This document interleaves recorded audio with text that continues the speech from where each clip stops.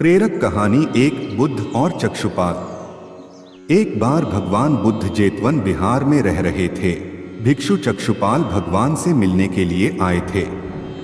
उनके आगमन के साथ उनकी दिनचर्या, व्यवहार और गुणों की चर्चा भी हुई। भिक्षु चक्षुपाल अंधे थे। एक दिन बिहार के कुछ भिक्षुओं ने कुछ मरे हुए कीड़ों को चक्षुपाल की कुटी के बाहर पाया और उन्होंने चक्षुपाल की निंदा करनी शुरू कर दी कि उन्होंने इन जीवित प्राणियों की हत्या की। भगवान बुद्ध ने निंदा कर रहे उन भिक्षुओं को बुलाया और पूछा कि क्या तुमने भिक्षु को कीड़े मारते हुए देखा है? उन्होंने उत्तर दिया, नहीं। इस पर भगवान बुद्ध ने उन साधकों से कहा कि जैसे तुमने उन्हें कीड़ों को मारते हुए नहीं देखा, वैसे ही चक्षुपाल ने भी उन्हें मरते हुए नहीं देखा और उन्होंने कीड़ों को जानबूझकर नहीं मारा है, इसलिए उनकी भर्त्सना करना उचित नहीं है। भिक्षुओं ने इसके बाद पूछा कि चक्षुपाल अंधे क्यों हैं? उन्होंने इस जन्म में अथवा पिछले जन्म में क्या पाप किए? भगवान बुद्ध ने चक्षुपाल के बारे में कहा कि वे पूर्व जन्म में एक चिकित्सक थे। एक अंधी स्त्री ने उनसे वादा किया था कि यदि वे उसकी आंखें ठीक कर देंगे तो वह और उसका परिवार उनके दास बन जाएंगे। स्त्री की आंखें ठीक हो गईं, पर उसने दासी बनने के भय से यह मानने से इनकार कर दिया। चिकित्सक को तो पता था कि उस स्त्री की आंखें ठीक हो गई हैं, वह झूठ बोल रही है। उसे सबक सिखाने के लिए या बदला लेने के लिए चक्षुपाल ने दूसरी दवा दी। उस दवा से महिला फिर अंधी हो गई। वह कितना ही रोई पीटी, लेकिन चक्षुपाल जरा भी नहीं पसीजा। इस पाप के फलस्वरूप अगले जन्म में चिकित्सक को अंधा बनना पड़ा। प्रेरक कहानी 2, परिश्रम और धैर्य। एक बार भगवान बुद्ध अपने अनुयायियों के साथ किसी गांव में उपदेश देने जा रहे थे। उस गांव से पूर्व ही मार्ग में उन लोगों को जगह जगह बहुत सारे गड्ढे खुदे हुए मिले।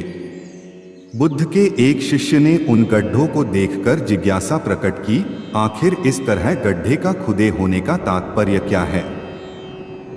बुद्ध बोले, पानी की तलाश में किसी व्यक्ति ने इतने गड्ढे खोदे हैं।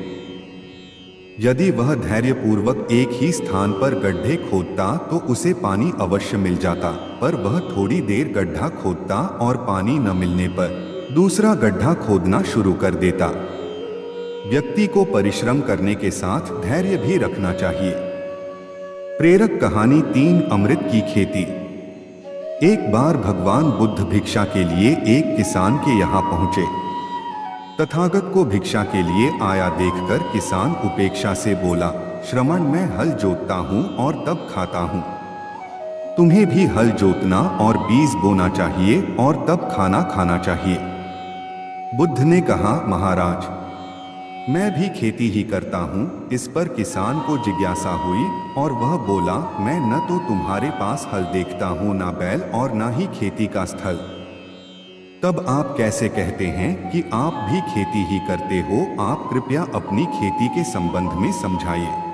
बुद्ध ने कहा, महाराज, मेरे पास श्रद्धा का बीज, तपस्या रूपी वर्षा और प्रजा रूपी जोत और हल है। पाप भीरुता का दंड है, विचार रूपी रस्सी है, स्मृति और जागरूकता रूपी हल की फाल और पेनी है। मैं वचन और कर्म में संयत रहता हूँ। मैं अपनी इस खेती को बेकार घास से मुक्त रखता हूँ और आनंद की फसल काट लेने तक प्रयत्नशील रहने वाला हूँ। अप्रमाद मेरा बैल है जो बाधाएं देखकर भी पीछे मुंह नहीं मोड़ता है। वह मुझे सीधा शांति धाम तक ले जाता है। इस प्रकार मैं अमृत की खेती करता हूँ। प्रेरक कहानी 4, दान की महिमा।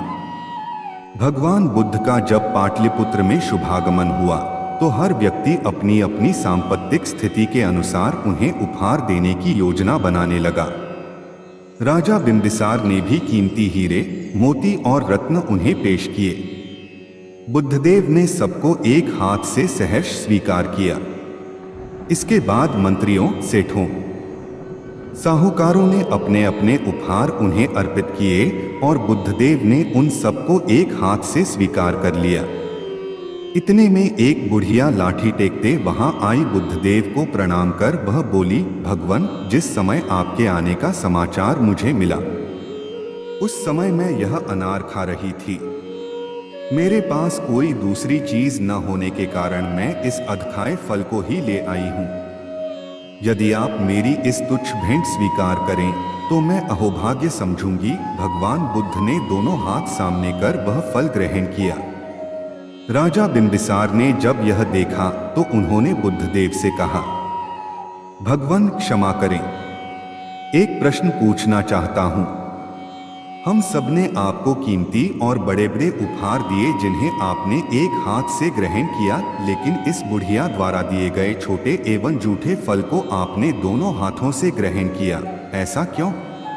यह सुन बुद्धदेव मुस्कुराए और बोले, राजन, आप सबने अवश्य बहुमूल्य उपहार दिए हैं, किंतु यह सब आपकी संपत्ति का 10वां हिस्सा भी नहीं है। आपने यह दान दीनों और गरीबों की भलाई के लिए नहीं किया है, इसलिए आपका यह दान सात्विक दान की श्रेणी में नहीं आ सकता। इसके विपरीत इस बुढ़िया ने अपने मुंह का कौर ही मुझे दे डाला है।